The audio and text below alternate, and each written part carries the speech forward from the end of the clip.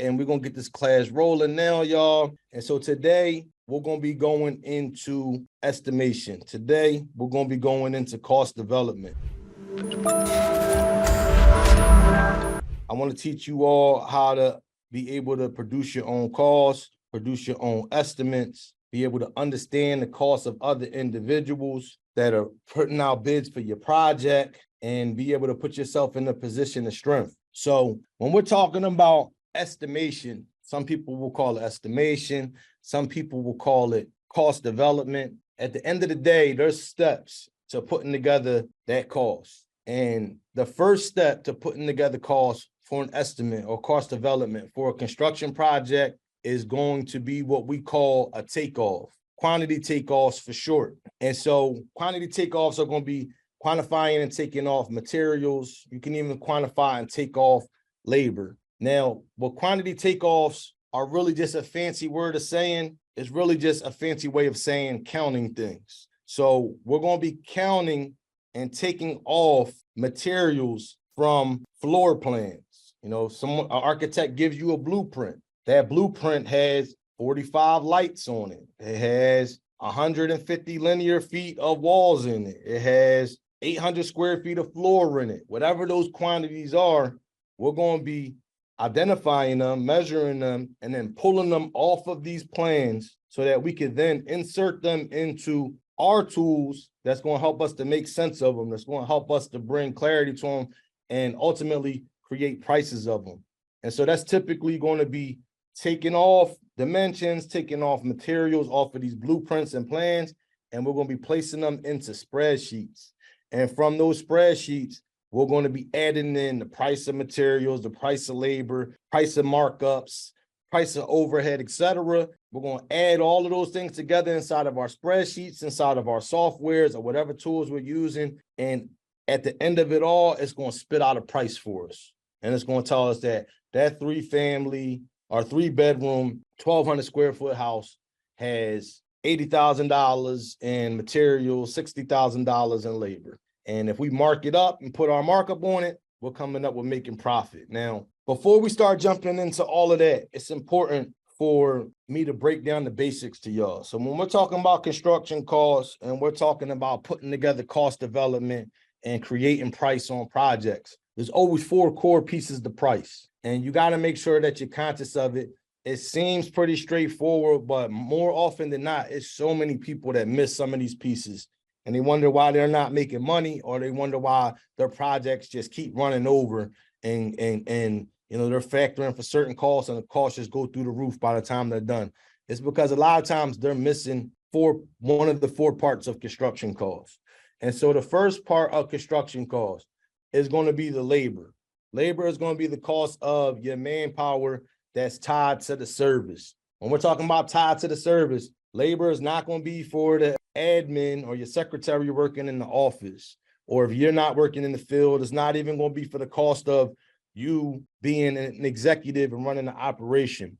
Labor is only and always going to be tied to the manpower that's tied to the service itself that you're providing to somebody, or tied to the actual service that you're providing to produce and build your own property. It's always going to be on the labor side. It's always going to be on the service side. So just want to make sure you understand that. That's going to be quantifying labor. That's going to be how many hours people are spending on the job, how much your subs are charging you to make the installations. Material, pretty self-explanatory, but the material is going to be used, the price material that's used for the services themselves. So they're not going to be for the printers or the different tools that you're using at your stationary office. It's going to be for the materials that are being used to build your project or provide the service that you're providing to a customer. Overhead. Overhead costs is going to be fixed costs of running your business. This is going to include admin. So if you have a secretary in the office, or you're using somebody on Fiverr, or you have a VA in the Philippines, admin is going to get factored into the overhead. Office expenses, rent, different fixtures throughout the office, all of those different pieces that are in your office for your business to run are going to be factored in the overhead. And then other expenses that are essential to your business operation. So cell phone bills, insurances, Even taxes are going to get thrown in there, uniforms, and anything and everything else that's essential to your business for your business to operate. Y'all need to be thorough on what those things are, because if you pay for it and you got to include it in your cost of doing business, you have to charge that forward to the customer, and the client has to pay for that through a markup. And if you're in the real estate investment space, then you need to still factor those overhead costs, because your budget, your pro forma, your cost calculations on your projects need to be able to also factor those in and still work. Because if you're not factoring it, you're losing money without even realizing it. And last thing, most importantly, is going to be your profit. Your profit is going to be a financial gain, especially the difference between the amount earned and spent in buying and operating and producing something. So profit is a really important thing. It sounds like it would be common sense, right? But a lot of people that are out here talking about making money and start this business, start that business, they're mixing profit in with just money that's coming into the business. You know, we call it gross receipts. Your business may do $1 million in business. And if all of that went into your overhead and your material and your labor, you made $1 million, but you made no profit. So I want y'all to be able to understand the difference between gross revenue and these big line items that people throw out when they're trying to, you know, push and promote entrepreneurship or real estate or whatever business. All these expenses, labor, materials, overhead, those are all great, but you got to make profit. That's going to be the difference once all the expenses are paid. And that's going to be something that I really want y'all to hyper focus on. Now, out of these four, 1, 2, labor, material, overhead, and profit, everybody always gets labor, especially people that are in the construction business. Everybody gets labor. That's a given. Everybody always gets materials. So many businesses are contracting companies that are coming to me. They tell me they're having problems making money. They don't understand. It seems like all the money is always gone. They don't ever see the benefit of all these projects they're doing. All of them are charging labor. All of them are charging material. But what I find more often than not, people are not charging overhead, or not factoring for overhead. And people have no clue around factoring profit in, as crazy as that may sound. Or if they're factoring it in, they're factoring it the wrong way. And that's why they're never seeing it. So when you're putting together price, you're putting together cost development, you have to always include and incorporate these four parts to price, or else you're missing something and you're not making money. Before I move on to this next section, does anybody have any questions about the four core parts of price? Because I need y'all to make sure everybody's on the same page with that. Any questions? Let me pull up the participants. I think we good.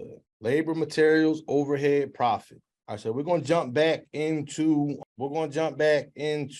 overhead towards the end of the section, but I want to keep moving on. Now, what does it mean to develop cost data, and why is it important? So there's going to be a lot of ways that you're going to be putting together your costs and developing costs in your construction career and in your real estate career.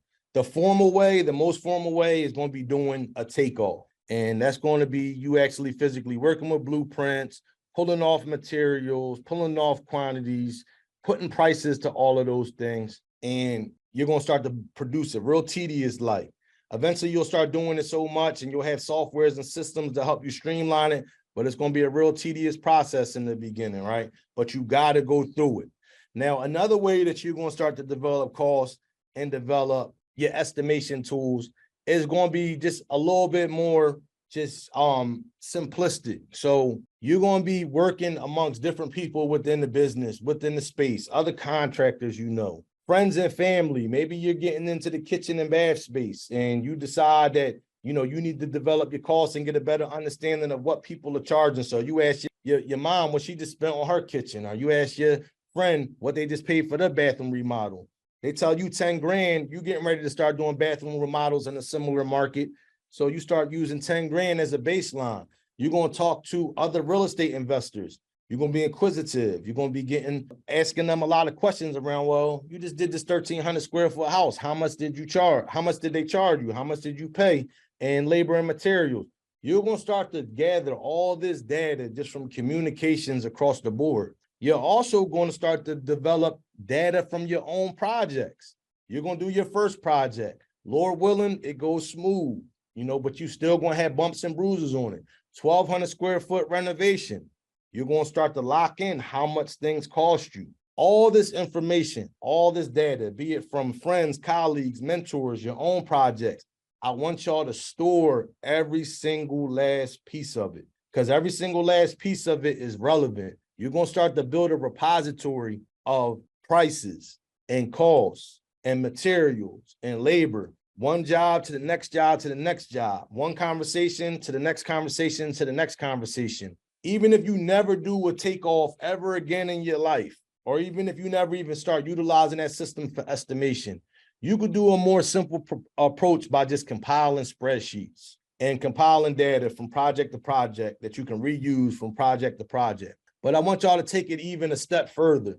I want y'all to start utilizing different spreadsheets. So like this spreadsheet I got up on the screen, this is going to be a spreadsheet that everybody received. This is our hammer point estimator. This is going to be something that's going to be plug and play for y'all. Before y'all start getting into the more sophisticated systems, and even as you get into those more sophisticated systems, here goes a simple spreadsheet that y'all can start using straight out of the gate. Now, the thing about these spreadsheets that I need y'all to understand, no spreadsheet is the same. This spreadsheet has industry averages inside of it. This spreadsheet has going rates from local contractors inside of it. But this spreadsheet is used from data that was collected, I think this specific spreadsheet 6 months ago. So are the prices from in construction or the materials in construction the same from 6 months ago? No, right? Prices change on a week to week. Prices change on a month to month basis. So you're going to have to keep continuing to update your spreadsheet. Now, like this specific spreadsheet that everybody has, this spreadsheet will give you some square foot pricing. This will give you unit pricing. So if we're ripping off and replacing a roof with architectural shingles, and it's 1,000 square foot roof, you throw in 1,000 square feet, up, look, we're getting somewhere. It's starting to spit out pricing for you. These prices are based on local averages. So 1,000 square foot architectural shingled roof will cost you somewhere around $14,000. Now, this $14,000, this came from compiling data from 1,000 square foot roof type of projects. How much did you pay? How much did you pay? How much did I pay? All of that data just kept getting entered in the spreadsheets to where we came up with a consensus, meaning the average of the people within the city of Philadelphia on average are paying $14 a square foot for architectural shingles. You could come up with the same data by asking 12 people you know or talking to 12 roofers. What I'm trying to make is like this data is out there, but you just got to start compiling it. So this is going to be a cheat sheet. This is going to help get y'all ahead because this data is going to kickstart and going to jumpstart y'all.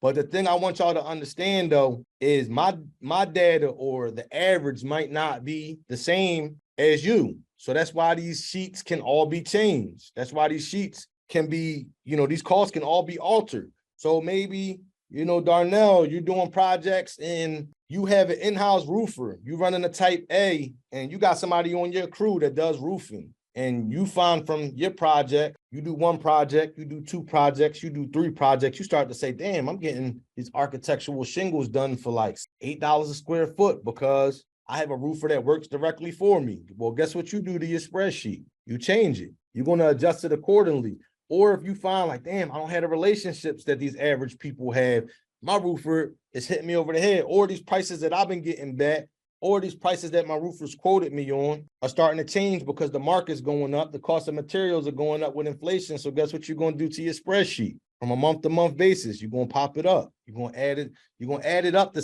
take it up to $17 a square foot. Point I'm trying to make is you're going to compile data, every last one of y'all. Y'all spreadsheet that I sent y'all is not going to look the same next month, and it shouldn't. If it does, then you're not monitoring and managing your spreadsheet. And you're going to start to fall behind and your data is going to start to be relevant. But if you want to update this, right now it's pretty much suited and ready to start getting rolling to put you in range. But if you want to start updating it, you're going to start talking to your colleagues, talking to me, talking to your subs, and just adjusting these accordingly. Any questions on like compiling your data?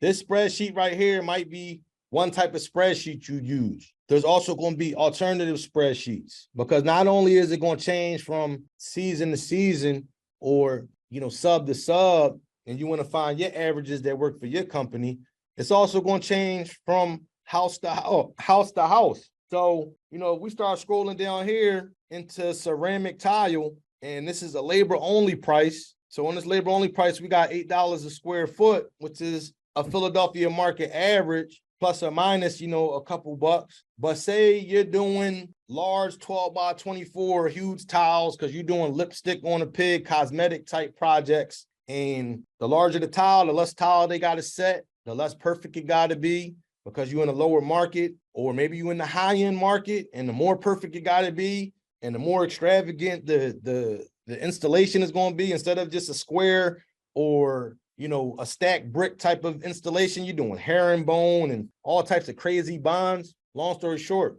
adjust your spreadsheet accordingly and change it from job to job. You want to get it to where you might have spreadsheet A, cosmetic, 1,200 square feet, Germantown project. Spreadsheet B, cosmetic, in and out. Maybe this is a Center City project, cosmetic, type C, in and out, 1,200 square feet. Northeast project. Like, you could get so refined with your data, or you could go cosmetic type, spreadsheet A, medium rehab, spreadsheet B, high end or full gut rehab, spreadsheet C. You can go lower quality A, medium quality B. Like, you can break this in and make all of your spreadsheets work according to each specific market that you're working in. Jordan, quick question for you. Yep. Yeah. How much variability do you see in like locations that are peripheral to Philadelphia? So, Delaware, South Jersey, maybe like the Lehigh Valley, as far as estimation? That's a great question. And so it changes from location to location. It changes from the deeper into the South you go, the cost of living is going to start to change price, and it's going to adjust in various different areas all throughout the country. And so you led me to my next section, perfect segue. So when you want to adjust from region to region, state to state, you have to recalibrate your spreadsheet. And so one of the easiest and best ways to do it is through this data right here. Can everybody see my screen? It says RS means data up here in the corner. Yes. Yes. So RS means what this says at the top: instant access to the latest pricing for 85,000 plus construction items. RS means is the leading repository for all construction data and cost all around the country. And RS means is great because it will literally make the adjustments from location to location and give you the differential in between the cost of 1,000 square foot roof in Pennsylvania, a cost of 1,000 square foot roof in South Carolina. And it'll break it down with industry data that's updated on an annual basis. They're the leading authority. So when you want to be able to make your adjustments, or you're using any type of software, you want to make sure that that software pulls from RS means data in some way, shape, or form, because that's the most relevant and most up-to-date data from region to region. And it gives you those adjustments like you're talking about, Baron. And so they have subscriptions here that you can actually subscribe and become a user, and it'll literally give you data and costs from all around the country. So from a quarter to quarter to yearly basis. The other great thing that RS means gives you, it also gives you production averages. So it gives you material costs, installation averages, but it also gives you production averages. So once you start pushing into bigger projects and you're trying to build a 22 unit building, new construction straight out of the ground, and you're trying to figure out how long should it take a 4-man crew of A-tiered framers, all that data is right there inside the RS means. If you want to figure out how long it's going to take to install 100,000 square feet of sheetrock, you moving big now. How long to install 100,000 square feet of sheetrock in your project with 2 A-tier, 2 B-tier, and 1 C-tier? All that data is inside of RS means. They break all this data up into even personnel groups and different team structures so that you can understand that that type of team should push 180 sheets per day, or that type of framing crew should be able to install and build 500 linear feet of 2x6 wall, double top plates per day. All of that data is all inside of RS means. Now, this is going to be for the people who's ready to become, more refined, more technical. The books are literally like this thick. The databases have a wealth of information. So if you don't want to overwhelm yourself, there are easier formats to start with. And I'll talk to y'all about that a little bit more, but when you want to have the top level data from region to regions, RS means. And one last thing about RS means though too, it's based on primarily larger production averages. So they do have a residential section, but when I'm saying larger production averages, they're basing it on like, quality seasoned companies. So if your company still has a little bit of a learning curve, feel free to adjust down a little bit, because sometimes they may tell you like 180 sheets, but you got to make sure that you're conscious of the level of company they're speaking about for that 180 sheets per day. Sometimes you want to adjust down a little bit for your company's learning curve, but it's going to give you that median averages. And once you start to become a beast, you might want to start adjust up. All right. So remember, y'all, this data is going to come from all different types of sources. When we first getting started, mentors, friends, families. A lot of y'all should be working with consultants in the beginning or contractors. Get these contractors to come out and provide you with estimates. Take that estimate, throw it in a Google folder or a Dropbox, because that 1,200 square foot estimate, you're going to re-reference it later and re-reference it over and over again. A lot of y'all are going to find a little bit of trouble though in the beginning. It's going to be a little difficult to get quality contractors to give y'all pricing. That's why you're taking this type of class, so you can learn to speak the language a little bit more, so you can learn how to interact with them in a more of a professional light, because it's going to go a long way. They're going to look at you like, okay, they're willing to invest time into giving you an estimate or a price. But remember, a lot of contractors are going to charge you. A lot of times it's going to be worth it though. And also some contractors aren't going to charge you, but they may do that one time. They may not charge you once. They may not charge you twice, but by the third time, they might start charging you if they're not landing the projects. My rule of thumb as a contractor is, if I'm coming out, I'm charging you. I usually charge people on anywhere from $300 to $700 for an estimate. And if you go with me, to come off the back end of the project. But just remember, contractors are going to help y'all to develop this data too. All right, so estimation software resources. Something I want y'all to realize and know before we even really jump really heavy into this stuff is that there are resources that will make this stuff a lot. Hold on, I'm trying to share. There are resources that help to make a lot of this stuff a lot easier for y'all. There's softwares out there that make this stuff a lot easier for y'all. There's softwares out there that will literally do all these things we're getting ready to talk about for you, damn near. You still need to know how to monitor it. You still need to know how to oversee it to make sure that it's working correctly. But there's softwares that can literally scan a whole blueprint and tell you 987 light switches, 1,500, GFCIs, whatever it is, 18,000 square feet of flooring, 12,000 square feet of flooring, 1,000 square feet of drywall, big or small. You scan it into the system and it actually starts spitting all this data out for you.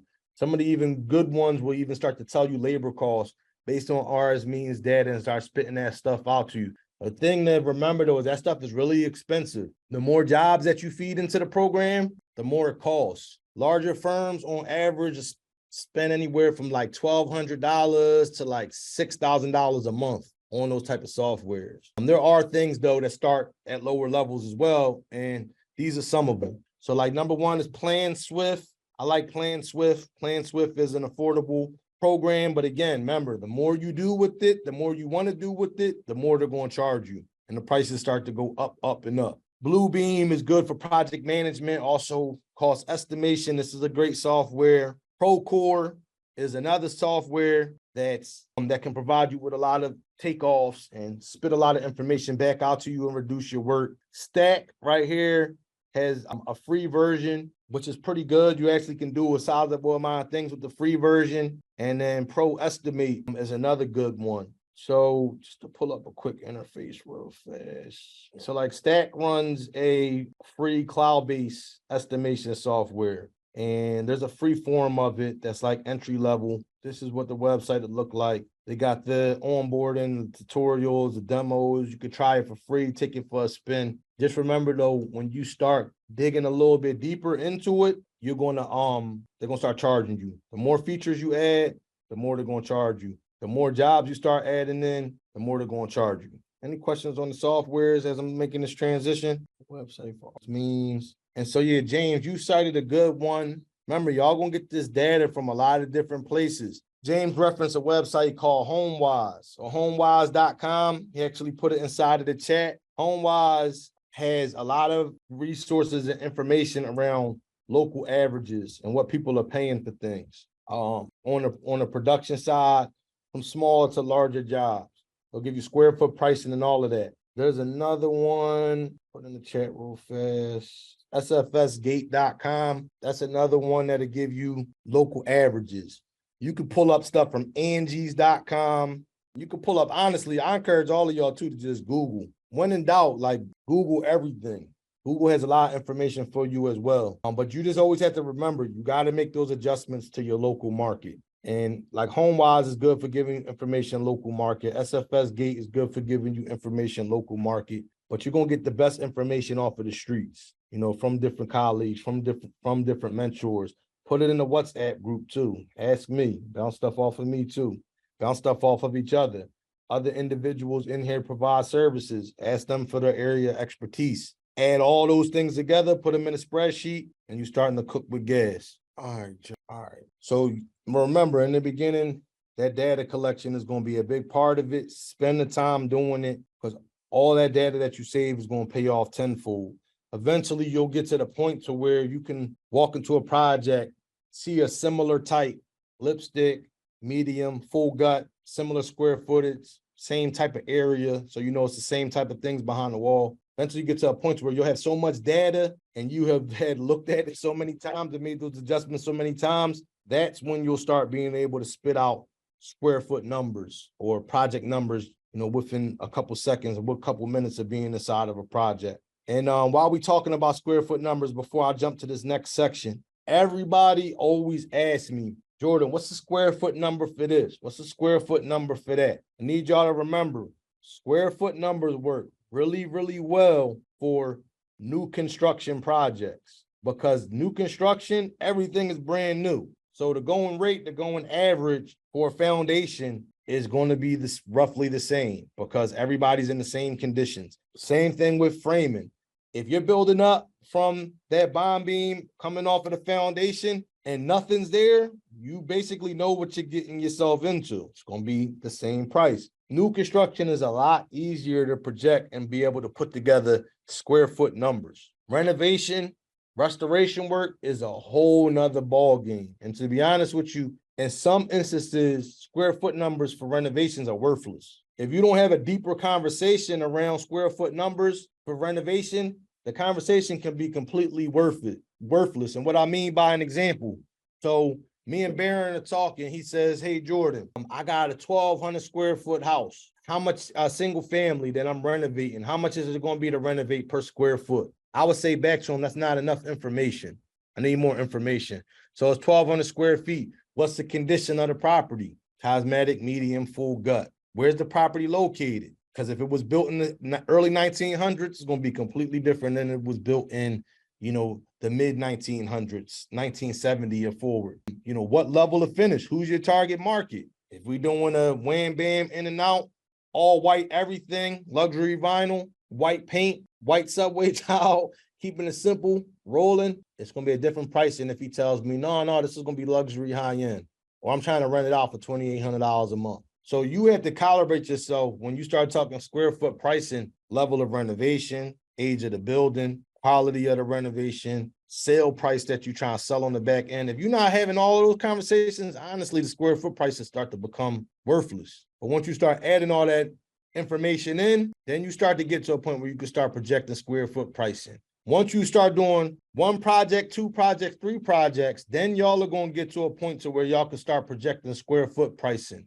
Because my price, I got different overhead than y'all, different labor costs than y'all. I got different profit margins potentially than y'all, and so does every individual in this room. So you got to develop price and start developing cost that works for you and for your company, because mine isn't going to be the same as yours. Yours isn't going to be the same as somebody else's in this room. So all of those variables, y'all got to come into play before you can base your whole $300,000 investment on square foot price, $500,000 investment on square foot price. That makes sense. Anybody got any questions on that? Square foot prices ain't 100% in renovation. It can be all over the place. So I want y'all to start working these numbers down. Any questions on that? All right, cool. So square foot pricing I mean, not square foot pricing. Now we're getting back into estimating. Now we're getting back into quantity takeoffs. So quantity takeoffs, putting together cost development, estimation. We're going to be working with blueprints. Remember, quantity takeoffs are just fancy words for counting things. We're going to be counting things off of blueprints, and we're going to be adding them to spreadsheets. We're going to start adding prices to those and timesing them by the number of things we're doing so that we can start to figure out how much things cost. But before we start to do that, we got to understand what's even on the blueprint, right? When you look at a blueprint, I'm sure it's a lot of us here in this room that'll look at a blueprint and be like, yeah, I kind of understand what that stuff means. But if you like me, when I first started, I didn't know. But there's help on these blueprints, usually on the first page, second page, third page, and different pages all throughout the blueprint that'll help you to start understanding and digesting the blueprint and understanding what everything means. So usually on the first page or second page on the cover sheet, there's usually going to be something that's going to say key to symbols and notations or something to that effect. Key to symbols and notations will tell you what all these little symbols and abbreviations all over the plan actually means. So you want to know what they mean when they say AFF and you keep seeing that mark all throughout the project, it's above finished floor. If you're trying to understand what PTD means every time they keep putting it all over the plan, it just means painted. There's going to be different notes and different symbols that are going to help you with all different types of things. The direction of the stair, the partition type. Whenever we're talking about partitions, we're talking about the walls. We call them partitions. So these type of symbols are going to reference what type of wall it is. These type of symbols are going to reference what the room number is. There's going to be symbols on top of symbols on top of symbols. But the best part about these blueprints and these takeoffs is that every symbol should have a definition inside of the plan. Somewhere inside of that plan, they got to tell you what that symbol or what that definition or what that abbreviation means.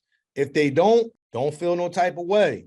Call the architect, call the engineer, and say, hey, I got a request for information, we call it. It's a RFI, request for information. You don't have a legend or any type of key to tell me what this, and this means. And they're going to look at the plan like, oh, my bad, I should have included that in there. Saying all that to say, every symbol, every abbreviation is the responsibility of the architect and engineer to let you know what it means. So as you're going through these plans and you start counting things, you're going to need to know what these things mean or else you ain't going to be able to count them. There's also going to be other resources and tools inside of these plans that help you with counting things and taking things off, counting different materials or different pieces throughout the project. They're going to be called material schedules. Material schedules are going to be all throughout your plans again. Now, some cheap architects, I'm not going to lie to you, they ain't going to give you too many material schedules, but they'll at least start explaining to you what those symbols mean. But a good architect, good engineer, they're going to give you a lot of information. A straightforward, cheaper architect is just going to tell you this symbol right here, this hash and this circle with this A on it means recessed light. But a good architect is going to tell you that this hash with the letter A is a 6-inch recessed light fixture made by the company Halo, and it's going to have a clear lens with a white trim on it. And the enclosure model number is going to be blah, blah, blah, blah, blah. Look at this one with the B. We're still looking at electrical fixture schedules. They're telling us what these symbols mean. We're going to see some that got a B on it. Guess what? That letter B means something completely different than the A. This is a surface mounted light. Like the surface mounted light, you walk into the properties, lipstick, cosmetic, in and out type of project, surface mount, boom, smack that in the middle of the room. That's what this is signifying. This type C on this symbol is going to be a ceiling fan. And it's actually going to tell you the model, Hunter Douglas. Why is it important to tell you the model? Because if you got somebody else pricing out your project, you want to make sure they price for all the stuff you want to use. You do that by telling them what it is. If you're a contractor and you're working on somebody else's project, you want to know what level of lighting, what type of lighting, what brand of lighting that you're buying, or what door or what window or what floor. They got to give you that information inside of these schedules. This helps to make sure that everybody's on the same page. These symbol schedules and material schedules will show you, what the outlets look like, what the switches look like, what the emergency lights look like. Again, every single symbol for the electrical will be in here. If it's not, it was a mistake by the architect. You call them, you got symbols in here, but you don't have it anywhere on the legend.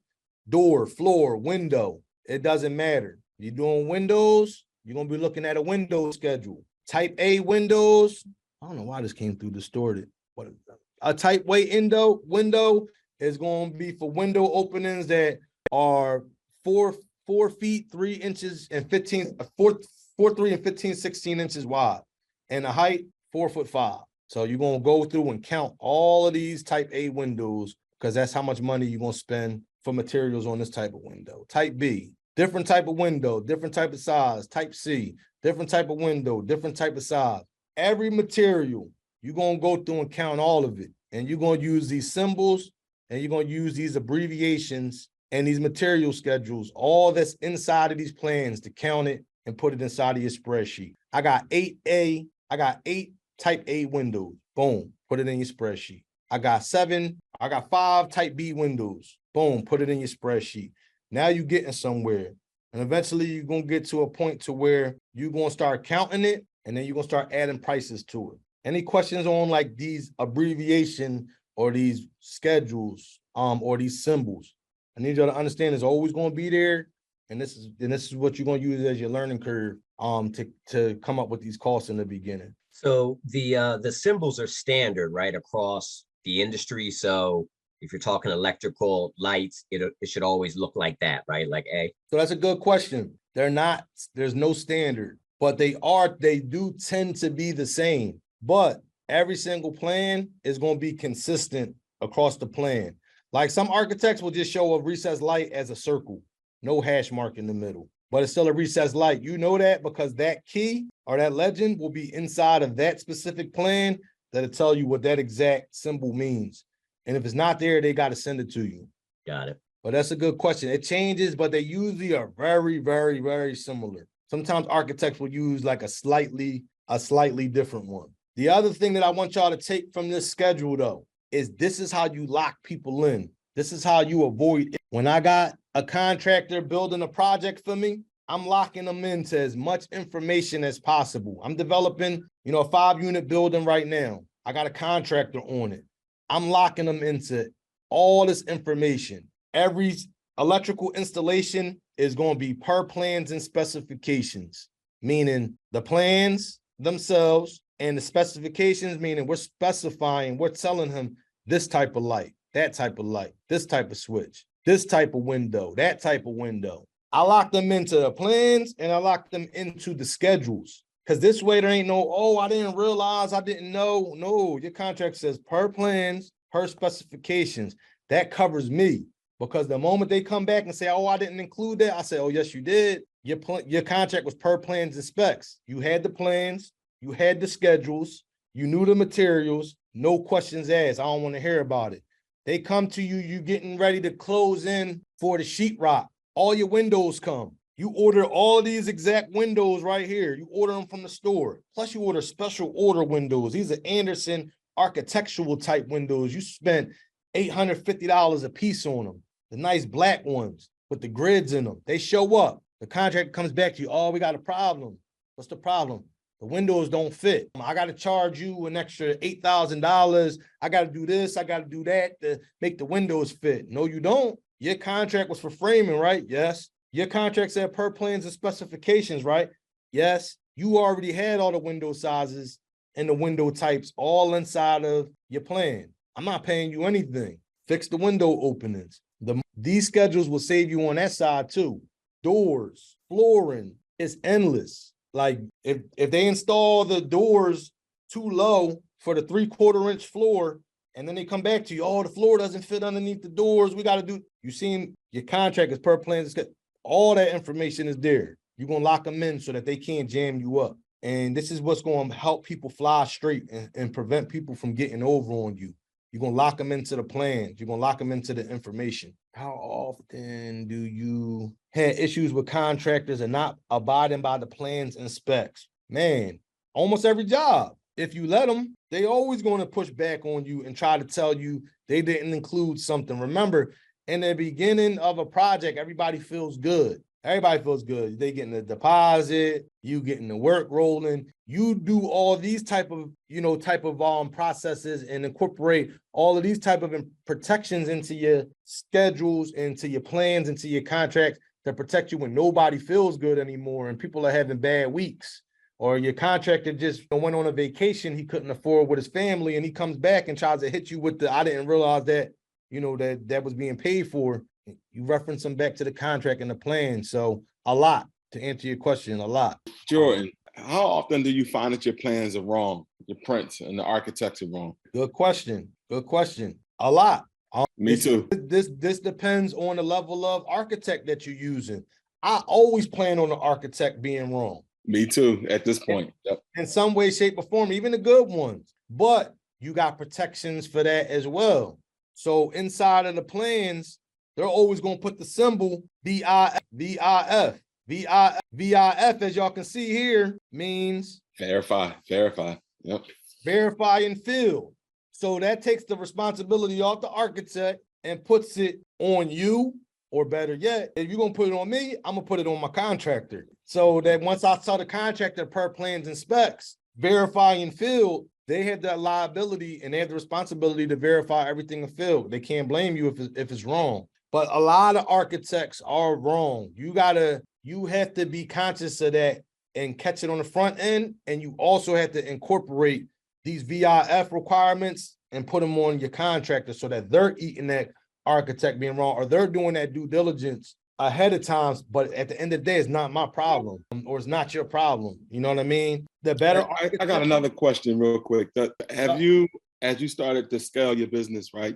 Have you noticed that inspectors are becoming, just more sticklers to stick to the plan, or are you able to, talk to them and reason with them and say, look, they had this just scaled incorrectly, or whatever it is? Inspectors right now is another good question. Right now in the city of Philadelphia, the inspection game is on fire. Like, they're way more technical, stringent, and hard on contractors than ever before right now. It's a few reasons. One is because these buildings keep on falling. More buildings fall, more structural, more people trying to do sneaky stuff with the underpinning, killing people. The city got to respond to that. So they're getting more and more strict. The other reason is because a lot of these inspectors are new. The city has a high turnover with inspectors. They can't keep them. They don't have enough wages. They had them driving their own vehicles for a while. They finally just got them vehicles now. And, it's just a hard job. They got the average inspector is managing 1,000 permits. Yeah, that's stretched. They stressed out. They stressed up a wall. So they have high turnover. So all these inspectors, a lot of them are new. So they just fresh out of the academy, fresh out of training, trying to show you everything they know or don't know. Another reason is the average inspector has like one core competency or maybe two core competencies, but they got a building inspector inspecting framing, plumbing, HVAC, fire, and all types of other civil pieces, right? They may only been a carpenter, for a period of time. Like, they're not qualified to inspect all those things. So they just go off of whatever they heard, and they start enforcing things that they don't even know about. And the last piece, the city is broke. Right now, the city is broke, coming off of COVID, coming off of, the budget issues, the misappropriation. They misappropriated like $150 million over the course of the last 5 years. They broke.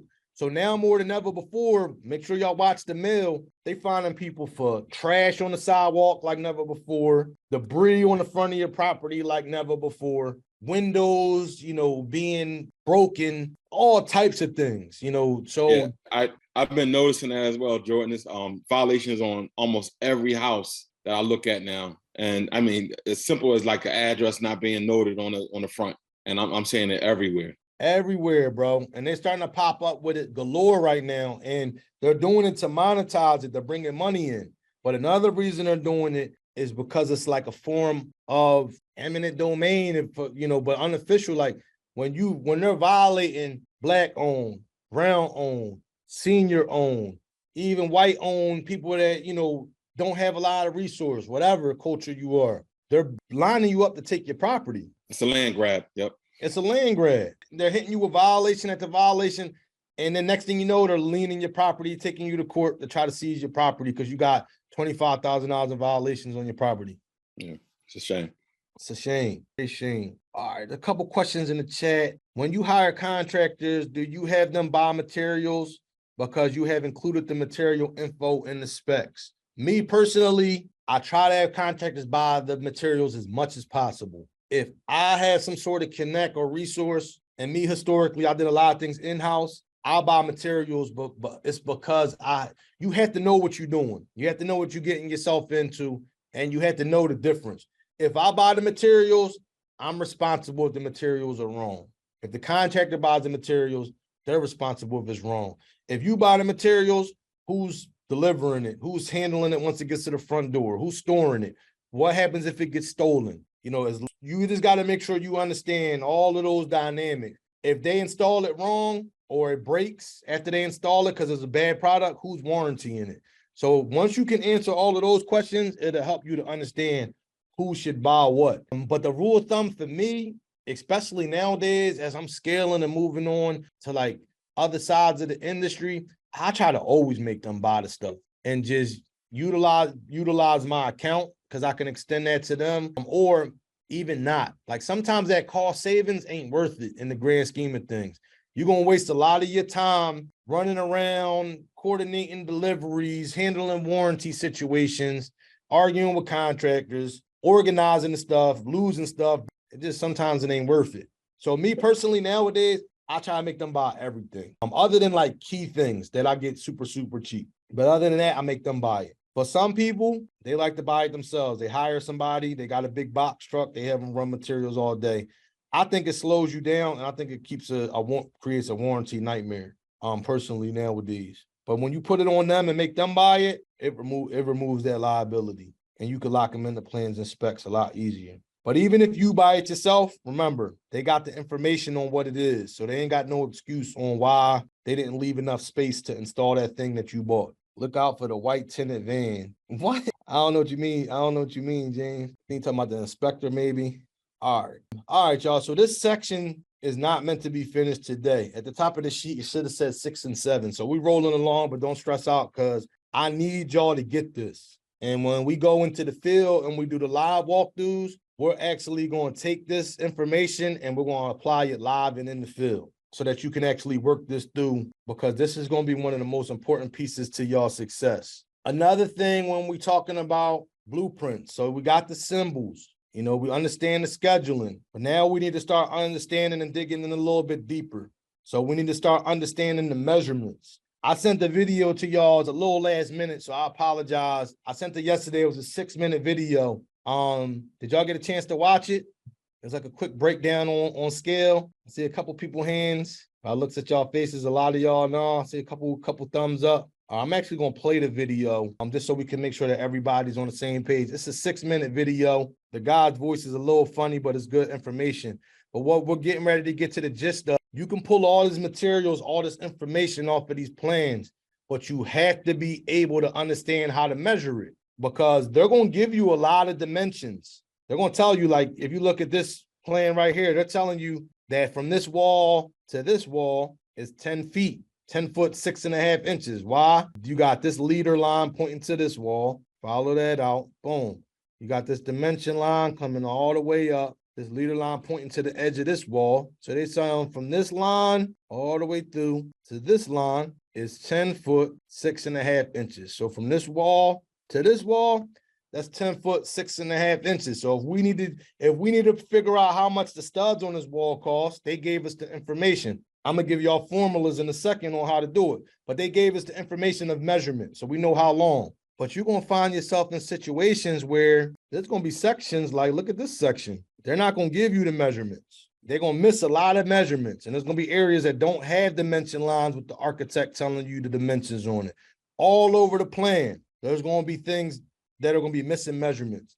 Now this thing, you can't call the architect and be like, I mean, you can if you want, but most of them be like, nah, scale it. You usually won't call them to ask them because they're giving you the information, even though they didn't give you these measurement lines, these dimension lines, they're still giving you the information. And how they're giving that to you is something called scale. So every single plan is going to tell you the scale on it. It's going to say 1/4 inch equals 1 foot. 1/2 inch equals 1 foot. 1/8 of an inch equals 1 foot. So that's going to help you to literally measure the plan with the scale to figure out how big, how long, how wide something is when they don't give you these dimensions. And I'm gonna show you this video that'll help y'all to bring it together even more. Almost 7 minutes. I think it's Hi, definitely. I'm Bob Welds, and this is how to read an architect scale. The type of architect scale we're going to look at is used to make measurements on a drawing that is dimensioned in feet and inches, like architectural drawings. You see, architectural drawings like house plans are drawn to a particular scale. In this case, a 1/4 inch on the drawing represents 1 foot in real life. The cabinets on the drawing are 12 feet 8 inches wide. If you measure the drawing of the cabinets with a regular ruler, you would see that they would be a little longer than 3 inches wide. To get an exact measurement, we would need to do some calculations. Here is an architect scale. When we use a scale like this, we don't need to do any calculations. Architect scales are designed to work with scaled drawings. On an architect scale, there are different marks for the foot and the inch parts of the measurement. On one side of this 0 is where you measure the feet, and on the other side is where the inches come from. One of the keys to understanding a scale like this is to see that the part where you get the inches, the end with the small marks, is really just an ordinary 12-inch long ruler that has been shrunk down to the scale you're using. The hardest part is figuring out what each small mark means. First, we want to be sure we're using the right scale. You see that this scale is labeled 1/4. This means that you use this scale on drawings that are drawn to a scale of 1/4 inch equals a foot, like our cabinet drawing. Let's look at the inch part of the scale first. Now, remember that I said the inch part of the ruler is just an ordinary 12-inch long ruler that has been shrunk down to the scale you're using? Well, with this scale, it's easy to see that. Look closely and count the number of marks on this teeny tiny 12-inch ruler. Let's see. 1, 2, 3, 4, 5, 6, 7, 8, 9, 10, 11, 12. There, easy. Each mark represents 1 inch. Let's look at a different scale. Let's look at 1/8 of an inch equals a foot. Notice that this scale is at the other end of the ruler. On this scale, the inch part is on the left and the feet are on the right. Now, remember that we said that the inch part of an architect scale is just a 12-inch long ruler that has been shrunk down to the scale you're using? Let's take a close look at the 12-inch ruler here and see what each mark means. Last time, we said that each mark represented 1 inch. Well, this scale is tinier than the last one, and it doesn't seem to have as many marks. Let's count them. 1, 2, 3, 4, 5, 6. Do you see that each mark on this scale represents 2 inches instead of just 1? Good. That's the hardest part of using this kind of scale, figuring out what each mark on the inch part represents. Now, let's look at one more scale. Let's look at the scale for 3/4 of an inch equals a foot. First, we look for the 0, and we find here the inches are on the left and the feet are on the right. We'll remember that this part of the ruler represents a 12-inch long ruler that has been shrunk down to the scale we're using. Now, let's count the marks. 1, 2, 3. Wait a minute. There's too many to count. Let's do this a faster way. Since we know that this is a 12-inch long ruler that's been shrunk down, we know that halfway is 6 inches, and half of that is 3 inches. That would make this 1 inch, and the smallest mark is a 1/2 inch. I think you understand the inch part of these scales. Let's move to the easy part. Let's look at the part of the scale that is used to measure whole feet. Now, remember how we said that the inch part of an architect scale is a 12-inch ruler that's been shrunk down? I thought you did. Now, remember that 12 inches equals 1 foot. We'll look at the inch part of the ruler to see how big a foot would be at this scale. There. Now, let's flip that foot over and count. 1, 2, 3, 4. What's that? I see. Sparky said someone is asking about the extra marks and numbers. Those marks are counting whole feet from the other end of the scale. On this ruler, the 1/8 inch equals a foot scale is on the same part of the ruler as the 1/4 inch equals a foot. You just read them from different ends. See how this scale is counting in the other direction? 40, 41, 42, 43, 44. You can just ignore the extra marks coming from the other end of the ruler. So let's dive in and take some measurements. When we measure with an architect scale, we'll first measure the number of feet, then slide the ruler over and measure the inches. Here, I'll show you. We start by putting the item to be measured at the 0 mark. Now, count the number of whole feet. 1, 2, 3. Good. Now, slide the ruler over to the last whole foot. Now, measure the inches. 1, 2, 3. So the measurement is 3 feet, 3 inches. Now, we're going to let you try a few. I'll position the reading at 0 and then slide the ruler over and let you measure the feet and the inches. When you see Sparky's pause the video and write down your answer. First, here's one at the same 1/4 inch equals a foot scale. Hit the pause button and think about it. The reading is 2 feet 11 inches. Did you get that? Good. Let's try a harder one. We'll try one at 1/8 of an inch equals a foot. Pause the video and take your time on this one. Did you say 5 feet 4 inches? If you did, you really know what you're doing. If not, let's have a look at what marks to count. See? 1, 2, 3, 4, 5 feet, and each inch mark counts as 2 inches. The numbers 20 and 22 are from the other side of the ruler, so just ignore them. We'll do one more. If you get this one, you'll be ready for that test tomorrow. Okay, pause the video. The correct reading is 1 foot, 1 inch. Well, that's all the time we have for now. If you want more practice problems, or if I need to clear something else up, just let me know. I'm Bob Welds, and these are Welds Notes.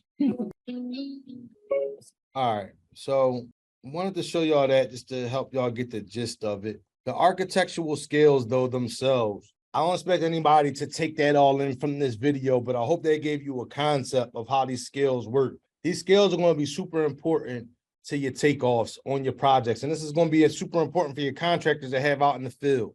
They're really cheap. They're like this is like an $8 scale that you could order online. These scales, as you can see on these tips, have various different sizes. 1/4 inch equals a foot, 1/2 inch equals a foot, 1 inch equals a foot, various different scales all over them. But you're going to use these to help you to be in a better position to measure and pull square footages and areas off of a plan when you don't have a dimension line, or the architect didn't tell you an exact measurement from one place to one place. So thanks for bearing with me with that video. Next time for this next session, I'm gonna send y'all the video out earlier so we won't have to play it in class.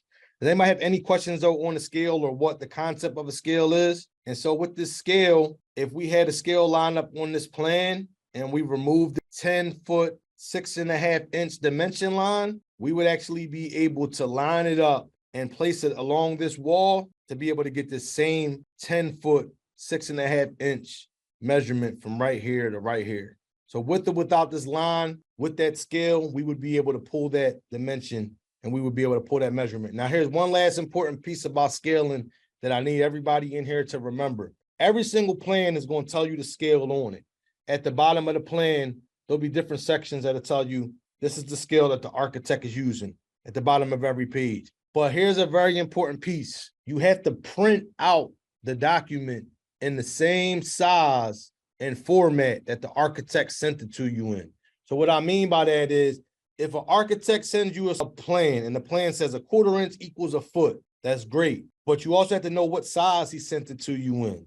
So a lot of architects are going to send you plans in like 24 by 36. And you're going to go to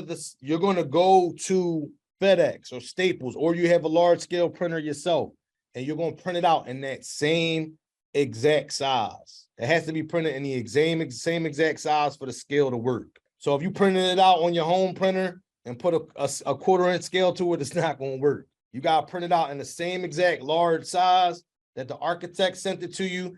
And there's all different types of sizes, but all you got to do is when you go to FedEx or you go to Staples, you just got to tell them, hey, print that out in the size that the architect sent. And they'll be able to see the format from the document file, and they'll just print it out. That's why when you look at blueprints, and I'll show y'all some in the field on the live interaction day, that's why they be so big. It's so that they can be used to scale. So with scale, we'll be able to start pulling different information. We can measure this wall, and in the next class, I'm gonna show you how to count. So we know this wall is 10'6". Well, how do we know how many studs are in this wall? We're gonna start to use formulas. When we're looking at the flooring, okay, this floor is 10 by 15, it's 35 square feet. But how do we calculate how much floor we need? If the floor is 32, how big is the ceiling? How big is the wall? We're going to be pulling all those measurements and plugging in formulas that's going to help us to know how many studs we need, how many pieces of sheetrock we need, how many pieces of plywood we need. We're going to go through all of it. And each one that we take off, keyword take off, we're going to measure this wall, boom, add that length into our spreadsheet. Add this square footage of flooring into our spreadsheet, because eventually we're going to get the price in it. Now, and this is just a quick look at the spreadsheet, at the cheat sheet. Actually, let's take a little quick example on this really fast, right? So I got cheat sheets for y'all. This is a quick one. I got a more in-depth one for you too when we go and do the walkthroughs on the projects. So number one thing about measuring materials and when you're using these cheat sheets, the biggest thing you're going to need for these sheets is you're going to need measurements. You're gonna need lengths, you're gonna need areas, you're gonna need heights. Once you have those, you'll be able to plug in and use these cheat sheets. Another big thing I want y'all to be conscious of, these numbers that we're gonna be calculating out aren't going to factor for waste. So it's gonna give us the exact number of material we need. So we're gonna do an example and then we're going to jump back to the waste in a second. But remember, it's giving you the exact amount, but you always have to add waste because people gonna mess things up, things gonna get cut wrong. You know, some things are gonna be damaged. Like there's always gonna be what we call a waste factor. And every single material is going to have a different waste factor. And I'm gonna give y'all the waste factors too. Like for flooring, you know, you might say that 10% of it's going to be wasted. You know, for sheetrock, I don't know what sheetrock guys y'all use. They waste a lot of sheetrock. They tell you they need 350 sheets. You want to add in like 15% because they're going to waste a lot of it. So you want to add waste factor. So, all right, so let's look at a cheat sheet calculation, right? So we'll start with something easy. So we're going to be calculating studs inside of a wall. And so the cheat sheet says to calculate how many studs we need inside of a wall, we're going to take the total length of the wall in feet and we're going to multiply it by 0.75. Why 0.75? Because studs are typically 16 inches on center. So it's not going to be a stud every 12 inches because that'd be, you know, you would divide it by 1 per foot. You're going to divide by 0.75 because that's the spacing for 16 inches on center. And this cheat sheet will help you to count these studs. So it's a question to the class. Anybody can answer it. Or actually, you know what? No, raise your hand just so we're not jumping in. This wall right here is 10 foot 6.5 inches. Now, if you wanted to be able to calculate that 10 foot 6.5 inches, you want to start converting it into 10 foot 6.5 inches into inches itself. A shortcut, easy way to do that is going to be having a calculator, or you could do like a 10-6. But the way I like to do it is with a construction calculator. So if you took 10 foot 6, or if you turned it into inches, I want y'all to take a quick minute to figure out how many studs do we have in that wall. And I need somebody to raise your hand and let us know. And so the simple guy, let's go with E. Harvey. Are we doing you just doing the studs like the Yep. It would be 8. Got you. And would you mind explaining to the class how you did that? So basically I took 10 feet and multiplied that by 12 because it's 12 inches in each foot. So that's 120 right there. Added the 6.5. So you got a total of 126.5 inches. I divided that by 16 because studs are, at least in our area, they're 16 on center when they're installed. So you take that 126 and divide it by 16, and you really get 7.875, but you're going to go up. So you're going around to 8. I got you. So that's an acceptable answer, but you definitely took the long route. Did anybody else do it a different way? Bliss, I seen you had your hand up. No, that's actually how I got my number too. All right. So, and how many studs did you come up to? 16 off center. I actually got 126.5. All right. So we missing this a little bit. So you had a different answer. And what was that? Was that Pat who had it? You had 8.5? Who was that? Earl? No, that was me. That was 8. I got 8. Well, my numerical answer was 7.875, but I rounded it to 8. Got you. Now, what happens if you take 10 foot 6 is 10.5? What happens if you take 10.5 and times it by 0.75? Let me say you get a real quick answer of 7.875. You get it real quick. So that would definitely be a faster way for you to do it, and you would round up to the same 8. So you would just convert it into a whole number. You would keep it as a whole number. 10.5 feet, 10 foot 6 inches. That's 10.5, 10.5 times 0.75 equals 7.875 studs, and then you would round that up to 8. Well, what does the 0.75 represent in your formula? So the 0.75 is just a formula, that number that we just use to plug in. It's just the metric that we use to be able to find our answer. So that 0.75 represents 16 inches on center. That's the that's the divider for it. Gotcha. Okay, so all right, I see. Does anybody else want? Let's try one more, y'all. It's towards the end of the clock, so I want to make sure that everybody gets it. So we got this other wall. This one, I don't want to really pull any of these ones. Oh, this one, okay, so this one is 11'11". Let's just round this wall up. So we try and figure out how many studs we got inside of this. Actually, no, that's a bad wall. They got windows in it. I don't want to confuse nobody. Say we trying to measure from here to here, from the side of the stairwell to the back of the stairwell. They didn't give us a dimension line on it, so we put our scale on it. And we found that from this stairwell right here to right here is 25 feet long. And we wanted to figure out how many 2x4 studs we needed on this wall from here to here. This is 25 feet. So how many studs will we need for a 25-foot wall? When we coming to the end, y'all, we're going to be going through this a lot more in the field too. We're going to be doing this live and direct in the field. So on a 25-foot wall, how many studs do we have? I don't want y'all to see that. Anybody want to go? 19. 19? Who said that? That was me. E called out. And that's all good. E. So how did you come up with it this time? I used that formula you just told us. I took the whole number 25 times 0.75. It's a lot easier, right?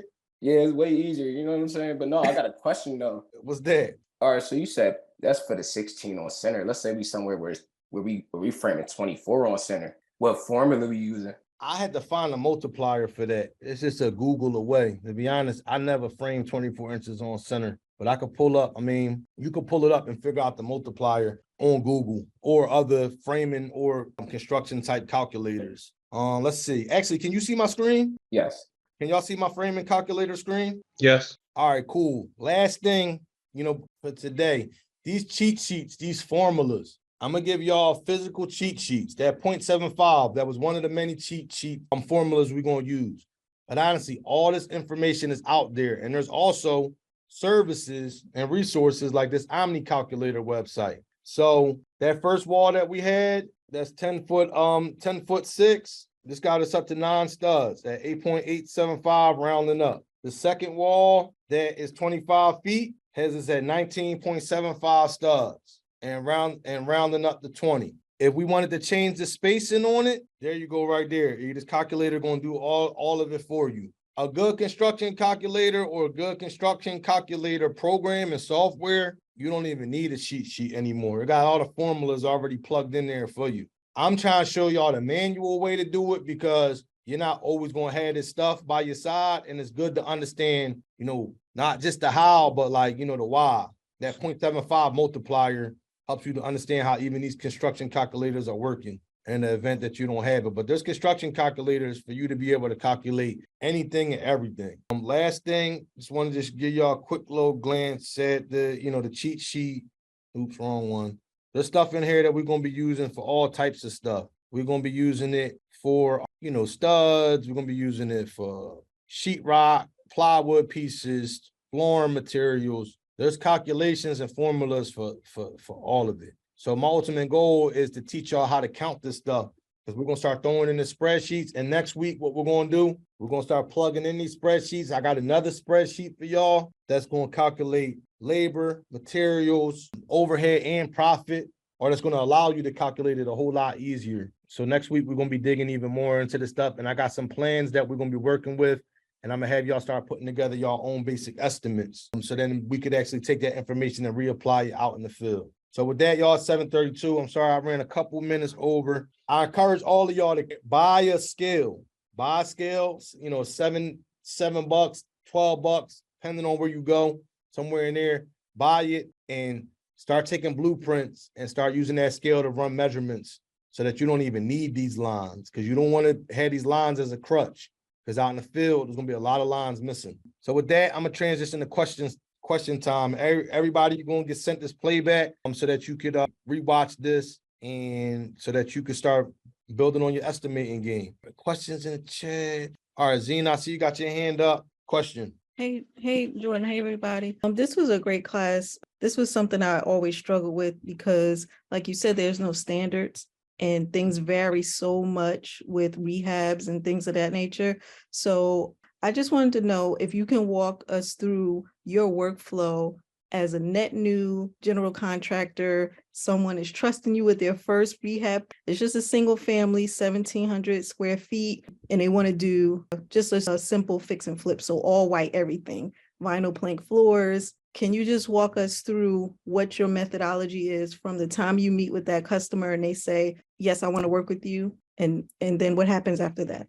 Okay, so yeah, so good question. First thing I would do if I was you or if I was me back in the beginning, because the context of the question I feel like is asking it from if I'm in the beginning, because you said starting up. Yeah. First thing I would do is bring another contractor with me and I would white label them. I would basically pay somebody to come with me, and for all intents and purposes, while they're there, they work for me. They're my project manager, they're my lead person, whatever. But they are my competent, because smart people hire people smarter than them. I will go through the whole project with them, entertaining the client not knowing our relationship, and then I would pay that person to price that project out for me. If I'm going after $150,000 job, $200,000 job, whatever, that $500 I'm gonna pay them, $300 I'm gonna pay them is gonna be way more than worth it. If you have a relationship where you can have somebody that's gonna come in there with you for free, even better. But just remember, you always gonna get what you pay for. So if you wanted to be moved like business time, like because you gotta turn this number around, I would pay somebody to come in there with me.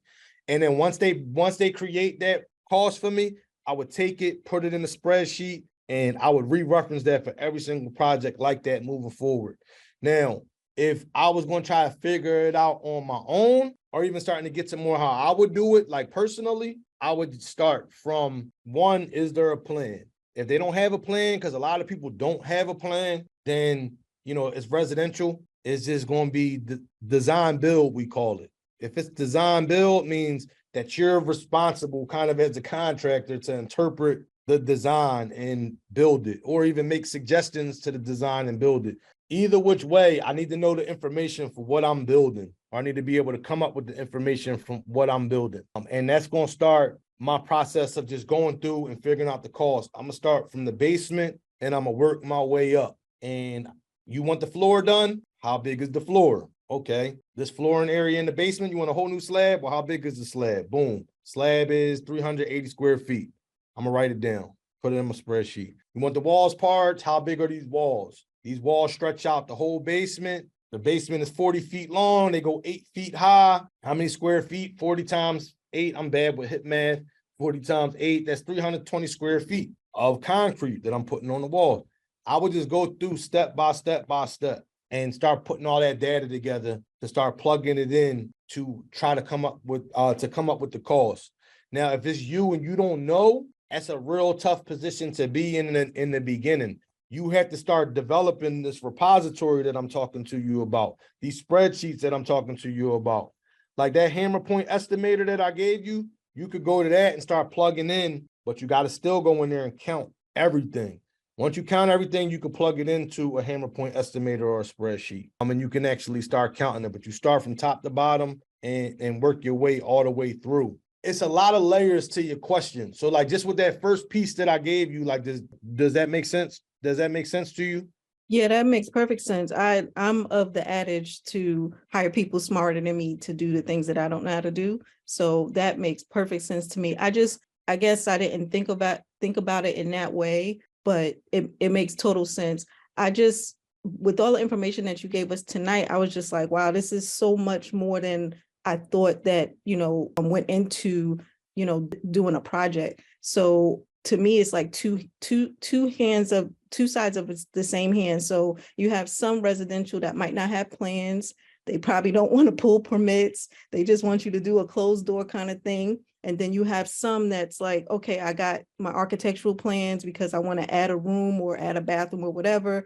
And, then you have something to work off of. You have, a way to, spec out the job and everything like that. But then, with those individuals that's like, no, I don't want to pull no plans. I just want you to give me some new floors and frame up a bathroom and build up a bathroom. So it's just like, I was just trying to get the methodology because I'm very process driven. So I like to see A, B, C, and D, but you just illustrated that there's way more ways to skin a cat, I guess. No, absolutely. And so at the top of next week too, we're going to dig into your question a lot more. So like this picture, can y'all see my screen? I don't even think is my screen sharing? No. Hold on a second. I have a picture of, I don't know what just happened to my screen. Oh, here it goes. All right. So yeah, so my next slide or my next sheet is going to actually be a physical building, that in this instance, we're not getting plans. So like I'm getting to your question, but when I say there's a lot of layers to it,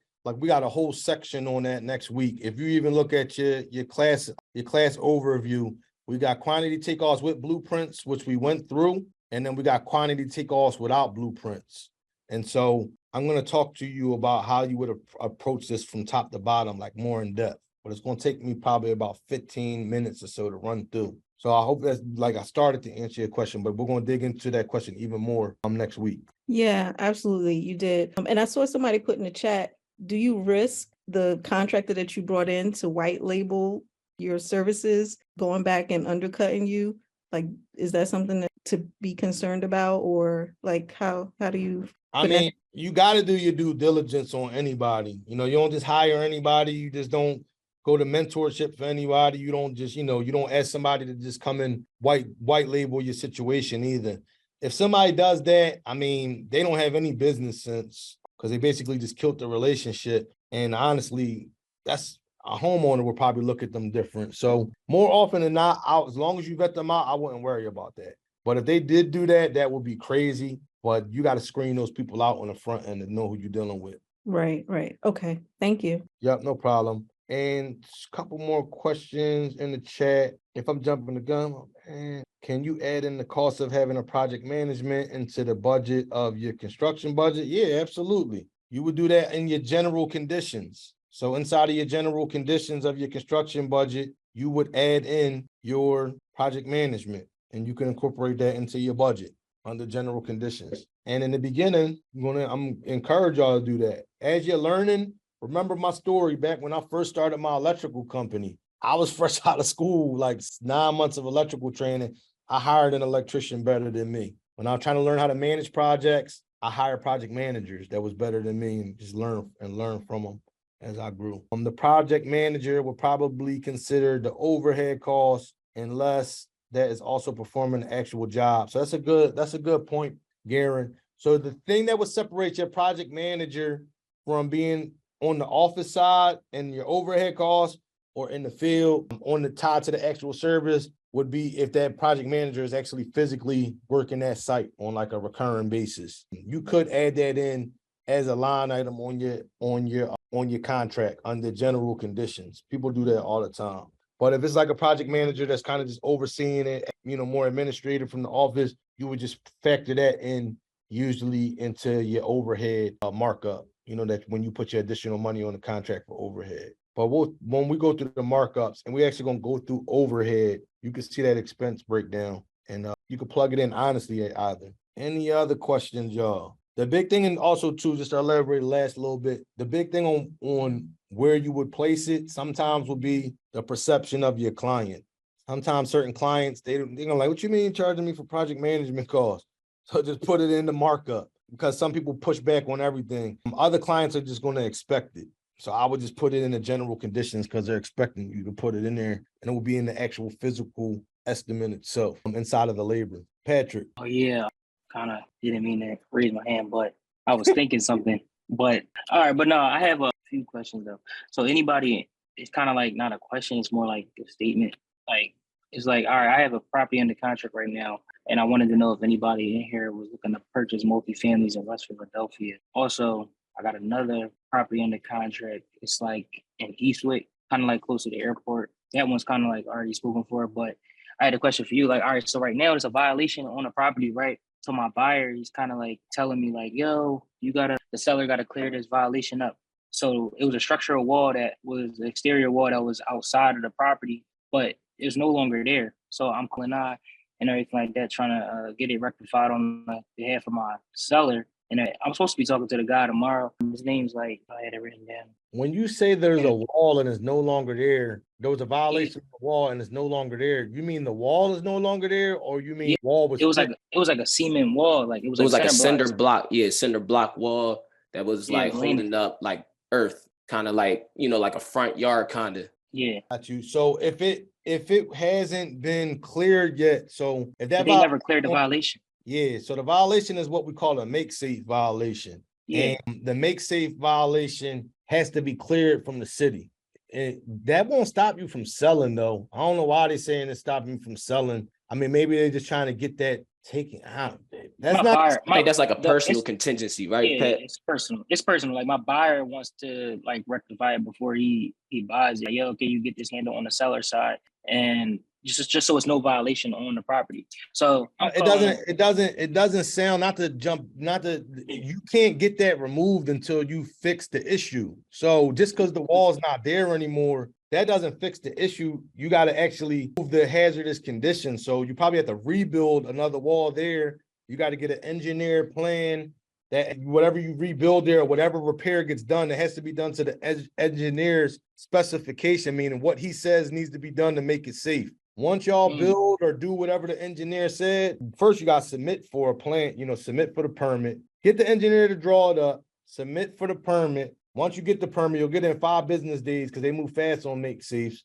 Once you get that, then you're going to call L&I, have them come out, tell them you're making the repair. Then you're going to make the repair, then call them out again when you're done. The engineer is going to come out, sign off, special inspections, city's going to sign off, and then they'll remove it from the system. But if you don't go through all of that, you ain't going to get it.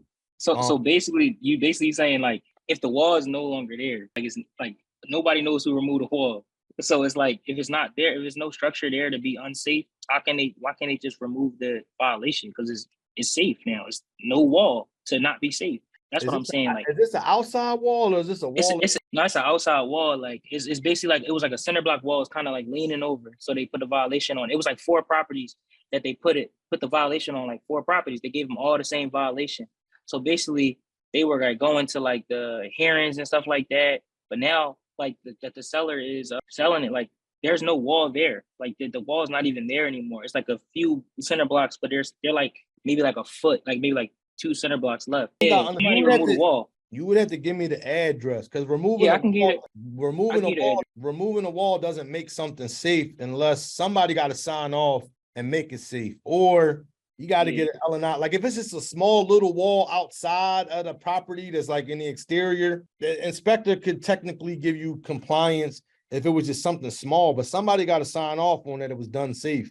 You just can't do it and just assume that it's safe. Somebody can check the situation. What is it? 7307 Kinglet Place. 7307 Kinglet Place. How you spell it? I-N-G? Oh, Kinglet.